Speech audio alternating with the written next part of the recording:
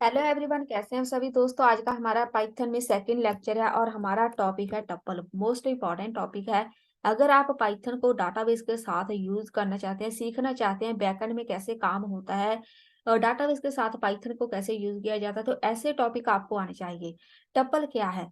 जब भी हम डाटाबेस के साथ काम करते हैं तो वहां पर टेबल की फॉर्म में डाटा एक्सेस किया जाता है। टेबल में रो एंड कॉलम होती है। जो रो होती है उसी को हम बोलते हैं टप्पल। रो का दूसरा नाम टपल है। तो इसको क्रिएट कैसे करते हैं? मैंने एक वेरिएबल ले लिया। अब यहाँ पे मैं एक टपल क्रिएट करने जा रही हूँ। मैंने यहाँ पे लिख दिया एबीसी, जहाँ पे लिख दो एक्स वाई जेड। ये बन गई मेरी एक टपल। इसको प्रिंट कराना है। जहां से बस लिखो प्रिंट ए। इसको हम यहाँ से कर देते हैं प्ले। ये आ गई हमारी आउटपुट। ये हो गई हमारी एक टपल रेडी। अब जहां पर मैंने एबीसी एक्स वाई जेड लिखा है, जहां पर आएगा आपका वो डाटा जो आप डाटाबेस से फेच करेंगे। स्टूडेंट का डाटा हो सकता है, एम्प्लॉय का डाटा हो सकता है, कोई प्रोडक्ट है उनकी लिस्ट हो सकती है, प्रोडक्ट का प्राइस हो सकता है, कुछ भी हो सकता है। तो उसके बाद हो सकता है कस्टमर के जो कॉन्टेक्ट नंबर हो वो भी हो सकते हैं। डाटाबेस में कुछ भी हो सकता है। तो यहाँ पर इसको हम क्या क्या कर सकते हैं टपल को। सबसे पहली बात, इसको आप इसकी लेंथ फाइंड कर सकते हैं कि मेरे पास टोटल कितने कस्टमर है। उसके लिए आपने लिखना है प्रिंट, इसके बीच लिखो LEN। मैंने मेथड बताई थी स्ट्रिंग मेथड। मेथड सेम वही वाला मेथड है। LEN लेंथ लिखो, उसके बाद ए लिख दो जो भी वेरिएबल है। आपको जहां से इसकी लेंथ मिल जाएगी 2। मतलब अगर अगर आपने चेक करने हैं कि आपके पास कितने स्टूडेंट ने रजिस्ट्रेशन करवा ली है, कितने एम्प्लॉय हैं आपके पास जो जॉब करते हैं, कितने प्रोडक्ट हैं जो आप अभी तक सेल कर चुके हैं या सेल करने वाले हैं, वो सारी की सारी लिस्ट आपके सामने आ जाएगी कि इतने हैं आपके पास एम्प्लॉय। उसके बाद आप इस पे एक एरो एरे भी यूज कर सकते हैं। ए एरे कैसे यूज करते हैं? यहाँ पर मान लो मुझे एक पर्टिकुलर जो आइटम है, इसको आइटम बोलते हैं, ये वाली जो आइटम है, एक पर्टिकुलर आइटम को एक्सेस करना है, आपने इसकी पोजीशन लिखनी है। प्ले करो। मान लो मैंने A1 लिखा है। हमारा एरे हमेशा 0 से स्टार्ट होता है। 0 इंडेक्स से, 0 में ABC है, 1 में XYZ। तो मेरे पास आ गया XYZ। अगर मैं यहाँ पे लिखूँ तो 2, मेरे पास 2 वैल्यू तो है ही नहीं। इसको करो प्ले। तो यहाँ पर मेरे पास ये वाला कुछ आ जाएगा कि यहाँ पर आउट ऑफ रेंज है, मतलब हमारे पास ये वाली वैल्यू नहीं है। नेक्स्ट चलते हैं और हम क्या कर सकते हैं। यहाँ पर देखो, सबसे जो मेन बात अभी आती है, जब भी हम डाटाबेस के साथ काम करते हैं तो वहां पर हमारे पास 4 मेन ऑपरेशन होते हैं। Insert, delete, update. ठीक है। इंसर्ट करना होता है, डिलीट करना होता है, अपडेट करना होता है एंड फेच करना होता है, मतलब शो कराना होता है डाटा।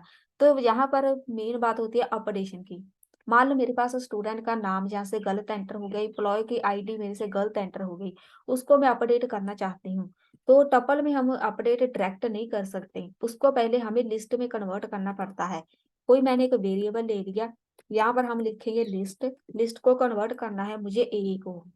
इसमें जो भी डाटा पड़ा है उसको भाई लिस्ट में कन्वर्ट कर दो और वो हो जाएगा एक वेरिएबल में स्टोर।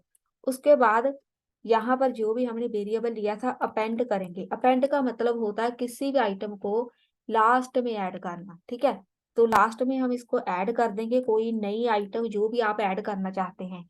तो मान लो मुझे जहां पर ऐड करना है, ABC है ऑलरेडी, जहां पर मैं रिया नाम की लड़की वो लिख देती हूँ कि इसको हमने ऐड करना है। तो रिया लिख दिया मैंने।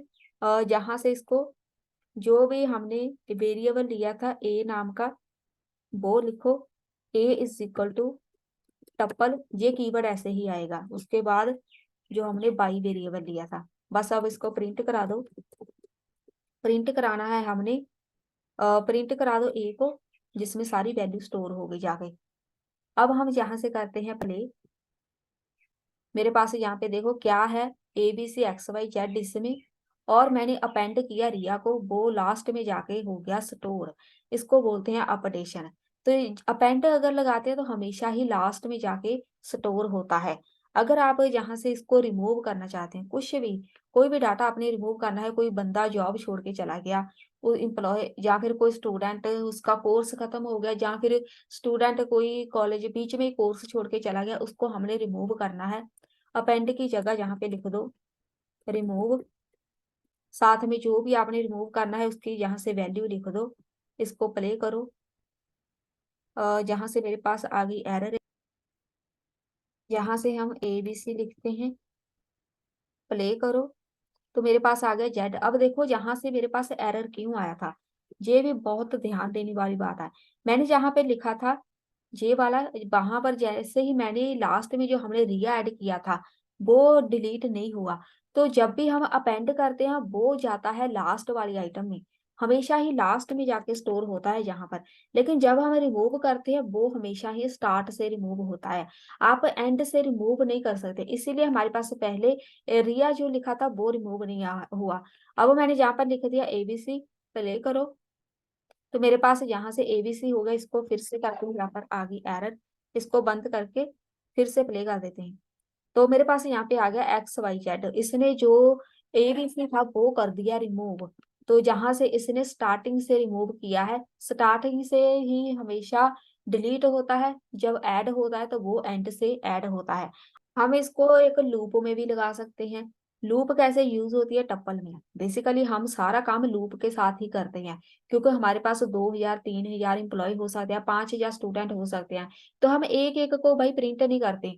तो वहां पर हमेशा ही काम होता है लूप के साथ। जब भी आप कोई भी डाटाबेस सीखते हैं तो वहां पर सारा काम लूप के साथ होता है जी। आप अपने दिमाग में बिठा लो बात। तो ये हमारे जितनी भी लूप होती हैं उन सबको सीखना अपने आपके लिए बहुत ज्यादा जरूरी है। तो यहाँ पर देखो हम लगा रहे हैं एक लूप, इसको हटाओ। तो मैं यहाँ पे लिख रही हूँ फॉर लूप। फॉर जो भी हमारे पास एक वेरिएबल ले लेते हैं एक्स, उसके बाद इन जे वाला जो ए वेरिएबल लिया है वो लिखो, जे वाला। यहाँ पर हमारा जे वाला वेरिएबल आएगा। उसके बाद प्रिंट कर दो एक्स को। तो यहाँ से कर देते हैं प्ले। मेरे पास XYZ आ गया। इसको मैं यहाँ से और ऐड कर देती हूँ, ऐसे ऐड कर दो। आप टप्पल में डुप्लीकेट वैल्यू ऐड करो, यहाँ से प्ले। तो आप यहाँ से डुप्लीकेट वैल्यू ऐड कर सकते हैं, ठीक है। यहाँ पर ABC पहले भी है, ये मैंने बाद में भी ऐड कर दिया। डुप्लीकेट वैल्यूज हम ऐड कर सकते हैं टप्पल में। तो ये हो गई हमारी लूप, जहाँ से कंप्लीट लूप लगाते हैं ऐसे टप्पल में। बहुत ही आसान है, पाइथन में सबसे ज्यादा आसान है कोडिंग। यहाँ से हमें बहुत कम कोड लिखना पड़ता है। उसके बाद आप यहाँ से व्हाइल लूप भी लगा सकते हैं। यहाँ पे कोई आई नाम का वेरिएबल ले लिया, उसको मेंशन कर दिया जीरो वैल्यू, जीरो से स्टार्ट होगा। तो वाइल आई लेस देन, जब तक ये हमारी एक जो वेरिएबल है ए तक नहीं पहुंच जाता तब तक हमारी लूप चलती रहेगी। तो जहां पर हम लिख देते हैं, उसकी लेंथ भी लिखेंगे, जब तक इसकी लेंथ ए तक नहीं पहुंच जाती तब तक हमारी लूप चलती रहेगी। तो ए में जो भी वैल्यू है वो उसकी लेंथ चेक करके उसको 1 बाय 1 प्रिंट कराता जाएगा। तो इसको प्रिंट करा देते हैं। प्रिंट कराना है ए को, और हम कराएंगे एरे में।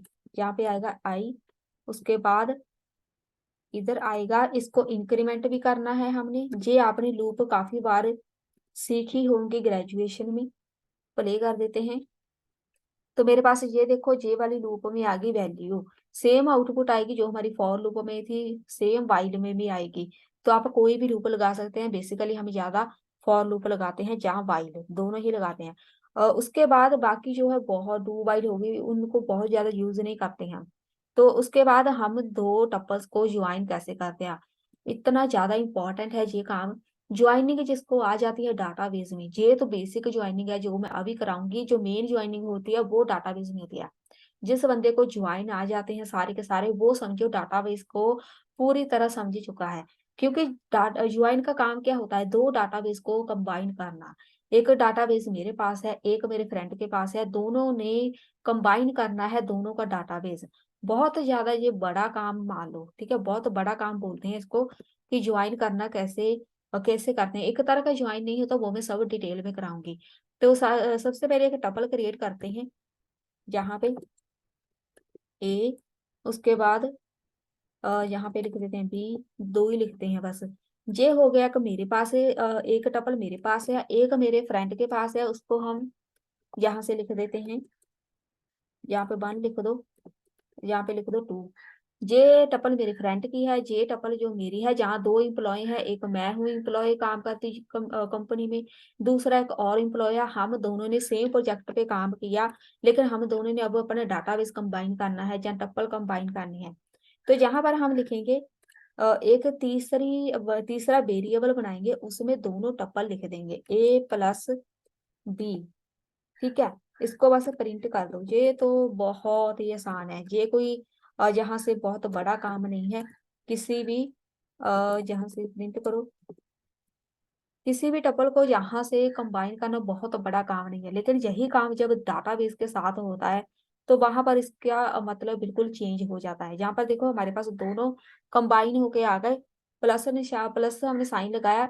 डाटाबेस में भी सेम ऐसे ही करते हैं, प्लस साइन ही यूज़ करते हैं 2 डाटाबेस को कंबाइन करने के लिए, लेकिन उसका लगाने का थोड़ा मेथड अलग होता है। तो यहाँ पर ये वाला हो गया, हमने 2 टपल्स कर दी कंबाइन। आप मल्टीपल टपल भी कंबाइन कर सकते हैं।